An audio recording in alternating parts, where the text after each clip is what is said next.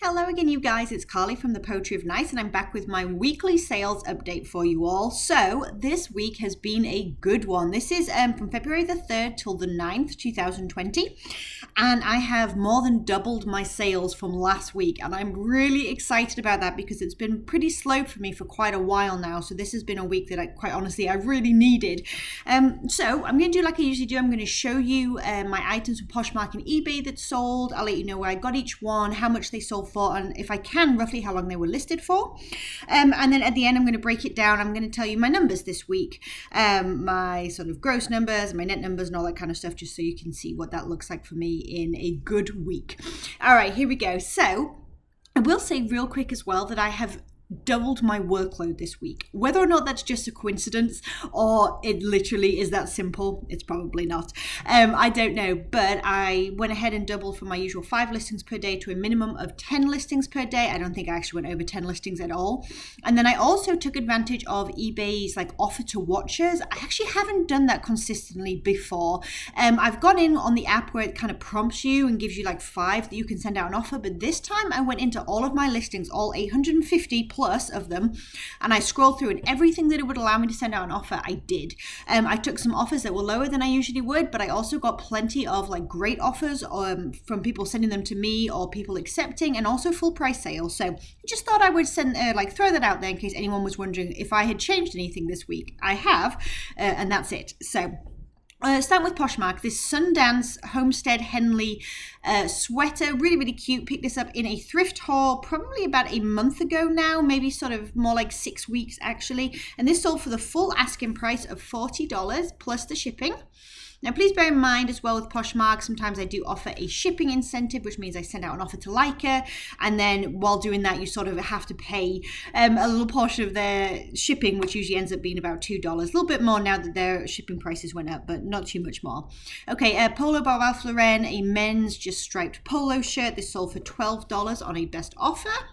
And I'm not sure how long that was listed for, but that was a filler bag item.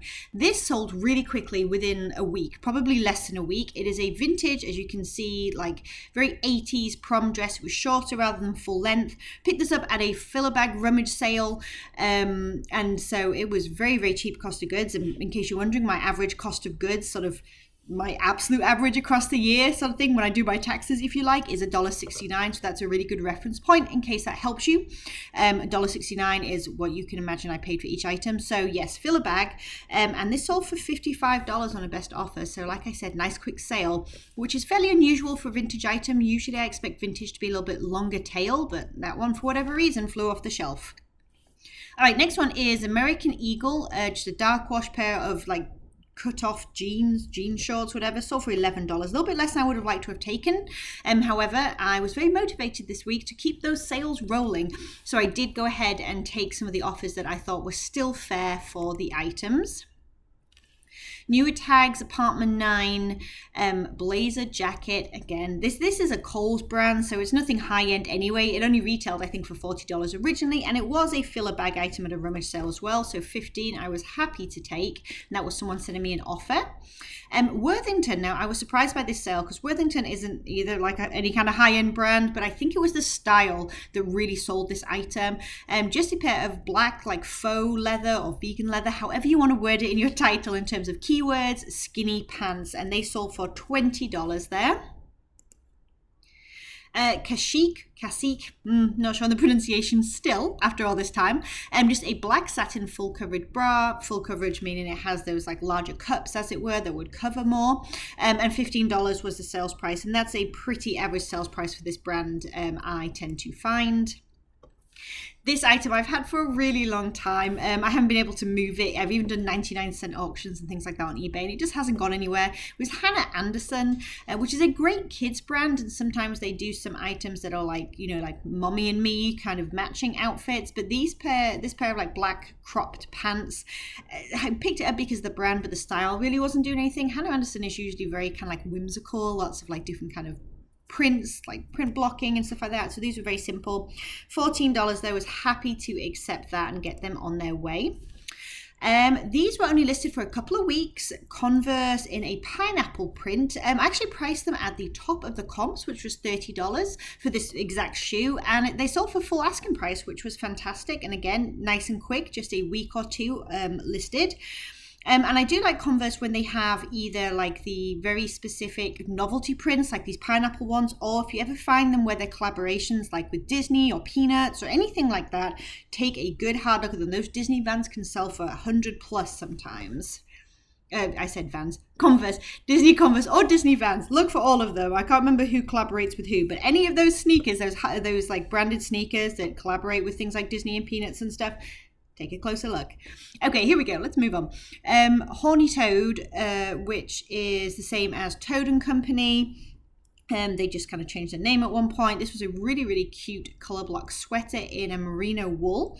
And this sold for $27, which again is very average selling price for me for this brand and this type of piece. This one was listed probably for about 2 or 3 months. Crocs wedge sandals. When I do pick up Crocs, I do not pick up the standard like clogs that you can get just because they're kind of a dime a dozen, but anything that's like a ballet flat or like this, like a wedge, something that's more feminine, has more detail to it, I do grab if the price is right. And these sold for $20 in just a couple of weeks of being listed. Bowden, this item had so much interest on both Poshmark and eBay, like so many likes, so many watches, and I sent out offers and all kinds of stuff, and I just had no bites, no counters, no nothing, and so eventually it sold for $20. I think it was listed for $25, and I think I sent out an offer to likers at $20 with that shipping discount, and someone finally accepted it, but it's been listed for about 6 to 8 weeks now. Lane Bryant maxi dress. I think this sold to one of my viewers, so if you're watching, thank you so much, and I hope you absolutely love your item. It was such a cute print, and that open like draped back was really, really pretty for the spring season coming, and this one sold for $20. Altered State, this sold for full asking price as well. Again, just a really nice week for things selling for full asking price. I cannot complain. And this is Altered State, which here in the South, we used to have the standalone stores, and I had always associated them with like being sort of a more modest like Christian store. That's how it was marketed down here where I am. I don't know if it's like that everywhere, but they're really nice. They definitely have like an Anthropologie type vibe to them, very kind of like, you know, boho and just on trend. And this was a chambray like lace up denim top, so $25 is what that sold for, and that was listed for about 3 or 4 months. And the last item on Poshmark this week was a pair of Old Navy black Rockstar skinny jeans. I do pick up the Rockstars in Old Navy, especially if they have distressing or they're high rise or something like that, or if they're a larger size. And sometimes I pick up the pixie pants, but other than that, I tend to stay clear of a lot of like the Old Navy jeans. It really just depends how much they are and, you know, the size and things like that. But yes, $18 is what these jeans sold for. All right, let's move on to eBay. So we had Flax, wonderful brand to pick up. However, this item sat for me for a long time, and I'm wondering if it might have been the size. It was a small, but a beautiful 100% linen lagan look. That's a great keyword. Boxy, boho, loose fit top, and it sold on sale for $27.99. Next is this newer tags Crown and Ivy, which I think is sold at Belk down here in the South. I picked this up purely because it was new with tags, and also because it had that kind of elephant print to it, a very specific novelty print, so great keywords there, and it sold for the full asking price of $19.99 in less than a week. Next is a pair of Skechers. I picked these up at a rummage sale, same place actually, that Crown and Ivy top. So again, these were listed for less than a week because this was a rummage sale just a week or two ago. Whole video to come, stay tuned. And these sold for a best offer of $20, again in under a week, and I picked them up. I don't pick up all Skechers, but I do pick up many of them if they're in good condition and whatnot, and these I liked because of that kind of rainbow print to them. Next is this Broadway and Broom dress. So I picked this up from ThreadUp actually when they did a bunch of, I don't know why that's sideways, but there we go, and it was 100% silk, so it was really, really pretty, but it was smaller size. It was a size 2. Yeah, ThreadUp, I did like a clearance haul there. It wasn't one of their rescue boxes. I just literally went through their clearance, and I think I picked this up for like $4. Again, average cost of goods $1.69 in general, but it was a nice low price on their website, so I went ahead and grabbed it with a bunch of other stuff, and I've had this for a long time now. I'm gonna say at least a year. So I probably wouldn't necessarily grab it again, at least in a smaller size. Broader and Broom is under the umbrella of Madewell and whatnot, and it's a really beautiful piece, but it just didn't move that well for me. So there we go. But it sold for $16 in a best offer. Next, another item that sold really, really quickly. I had someone ask about this a while ago. I'm kind of hoping you bought it, and I don't know if you did or not. I tried so hard to find that comment to let you know that it was listed because I was so interested in this item. I just couldn't find it in any of my comments anywhere. And it had taken me a while to get this item listed, actually. It's just been sort of in my death pile, hadn't quite got to it. So anyway, it got listed this week. It sold in just a few days for a best offer of $20. Again, keeping those sales rolling, and I was shooting pretty darn high at $32.99. It's just a vintage Snoopy / Italy t-shirt, graphic t-shirt, and I did have some distressing to the graphics as well. White House Black Market, just a grey chunky cowl neck cardigan. Took a best offer of $12 on this item, mostly because I've had it for a while with not too much interest, and also the shipping on this item, because it was so bulky and heavy, couldn't get it in a flat rate padded envelope. It was pretty substantial shipping, so I took a $12 offer. J. Crew, just a graphic t-shirt. This was the thanks tee, as you can probably see why from the picture. And I took best offer of $20 on that. Another J. Crew piece. I'm going to stop picking up these skimmer ankle pants, city fit pants, whatever they are. I picked these ones up because they were blue and white polka dot, and I thought that would do quite well. They have just sat and sat and sat, and I finally sold them on a best offer of $11. I think I sent that offer out in desperation, so I'm glad that they're gone. I'm definitely going to think twice before I pick them up again. Pure Jill. This was like a velour style cowl neck sweater. It was really, really interesting piece, really, really pretty. Pure Jill by J. Jill is one of the sort of offshoots of J. Jill I like to grab. I like to do Pure Jill and J. Jill Love Linen, and that's almost all of it, unless there's something really, really interesting about it, or it's a plus size at this point. But this sold for a best offer of $24. Next is another J. Crew piece. I picked this up purely on style. This was J. Crew Factory. You can tell that by the little diamonds under the brand tag, as you can see here. But I just thought it was an absolutely beautiful piece. I got this at a yard sale for just a couple of bucks. And like I said, I just thought it was really great. Loved the print. And it sold for full asking price of $32.99. Now, I did have to wait about 6 months for that sale, but I had listed it closer to fall, I think. So its season is really coming up now. Dress Barn, I grabbed this just the other week at a rummage sale filler bag as well. It sold for a best offer of $12, which is pretty standard for a Dress Barn piece in my opinion. It's not high end by any means, but they do have lovely classic like sheath dresses or pencil dresses, whatever you want to call them. So this was a size 12, a decent size, and just a nice classic career piece. This piece I've had for so long, I so thought it was going to do well, and it's just hung out the whole time. So anyway, it was a 2X, it was vintage, 90s, blue crushed velvet with a sort of crossover lace-up detail on the neck. Super, super cute baby doll dress. Sold for $22 finally on a best offer. Royal Robins, this is kind of like an outdoorsy, think kind of like hiking and camping and things like that brand.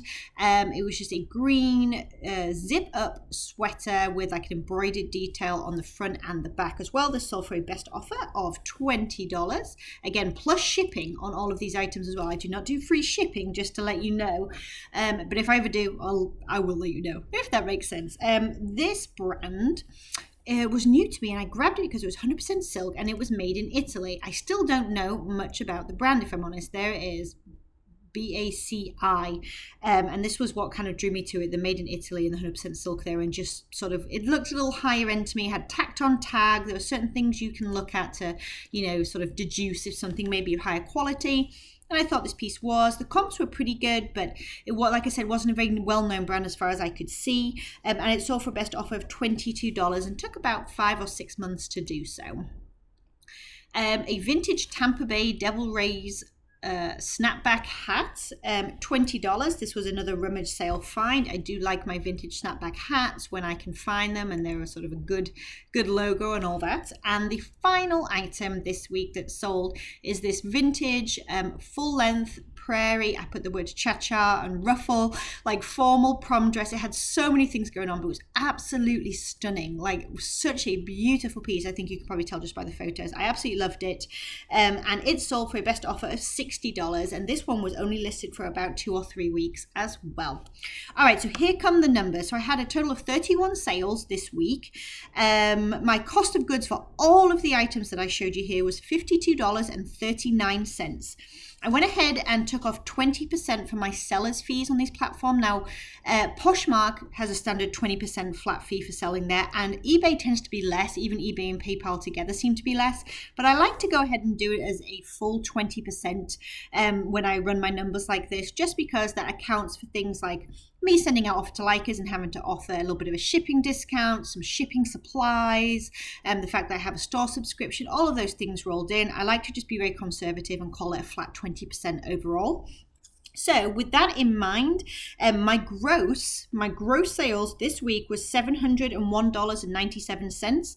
And after cost of goods and seller's fees, I net $509.19, which is way more than double than I've done in the last few weeks, and I am thrilled. So I am sending out good vibes to everybody watching this video. If you have had slow sales, you can have some of my good fortune. Please help yourself, and I hope that you have some wonderful sales coming your way as well. I hope that this marks some kind of potential turnaround with the season changing and things like that for all of us. And let me know down in the comments how your sales are going, if you have any tips or tricks to get things rolling.